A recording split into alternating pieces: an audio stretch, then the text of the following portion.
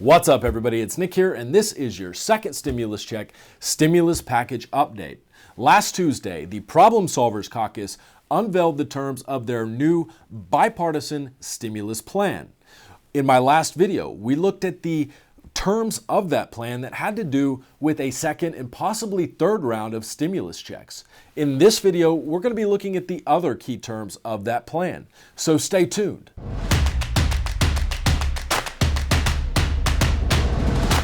If you're new to this channel, welcome. My name is Nick, I'm a lawyer, and on this channel I make videos about the second stimulus check and the stimulus package negotiations. If you don't want to miss any updates on those topics, make sure to hit that subscribe button below and click the bell notification icon. Now, with that out of the way, let's get into the video. So let's dive straight into this Problem Solvers Caucus plan. The cover page of this plan is titled March to Common Ground Bipartisan COVID Relief Framework. Now, flip the page. The first page of this plan is an overview. They explain that the objective behind this plan is to inspire negotiators to return to the negotiating table. Turning to the next page, it's on testing and healthcare. They are allocating under this plan $100 billion to testing and healthcare. Now, we've already covered the next page, which is titled Support for Individuals and Families, $316 billion. That page pertains to stimulus checks. So we're going to skip that. If you're interested in it, watch my last video on the topic. Although I do want to call your attention to one thing here near the bottom. You've got rental assistance for the most needy and other rent stabilization programs and/or eviction moratorium through January 2021. And they're allocating $25 billion to that. Also, you've got student loan forbearance through December 31st, which would essentially codify President Trump's executive order stating the same thing. On the next page, we see $120 billion are allocated to unemployment benefits or assistance. And under this plan, people collecting unemployment benefits would receive a federal boost to their unemployment benefits of $450 per week for 8-week transition period, followed by up to $600 per week and up to but not to exceed 100% of previous wage. 13 weeks from mid-October 2020 through January 2021.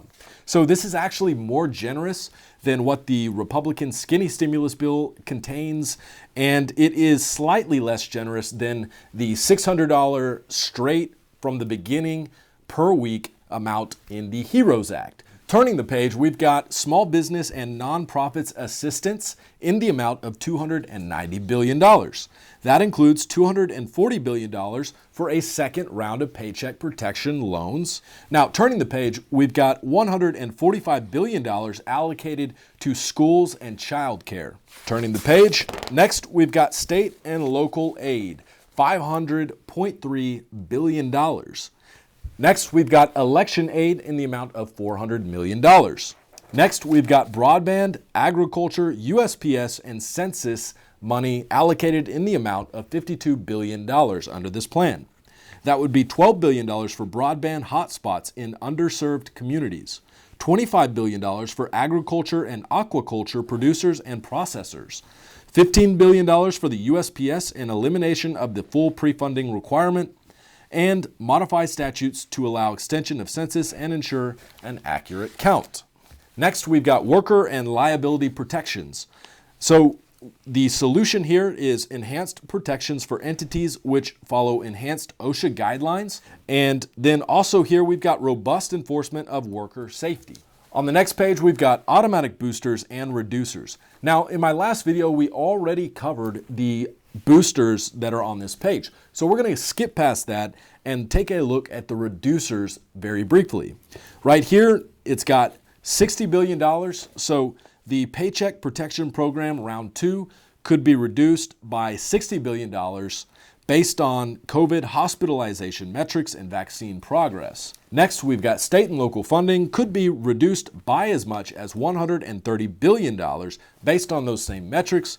And then finally, the rental assistance could be reduced by as much as $10 billion based on those metrics previously mentioned. Now, turning the page, we've got the final page is a graph that shows the cost breakdown of this plan. So we've got potential 2021 boosters in the amount of $400 billion under this plan.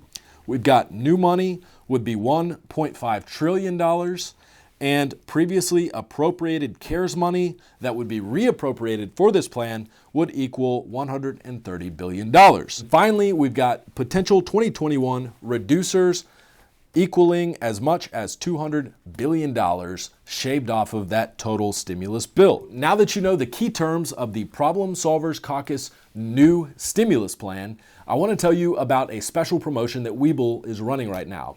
WEBULL is an investment app. It makes investing in stocks much easier and simpler than it used to be. Right now, if you open an account with WEBULL and then deposit just $100 into that account using the referral link in the description below, you will get a free stock from WEBULL worth as much as $1,600. This is a limited time promotion though, so don't delay. Go ahead and open your free WEBULL account and deposit $100 and get your free stock worth up to $1,600 using the link in the description below.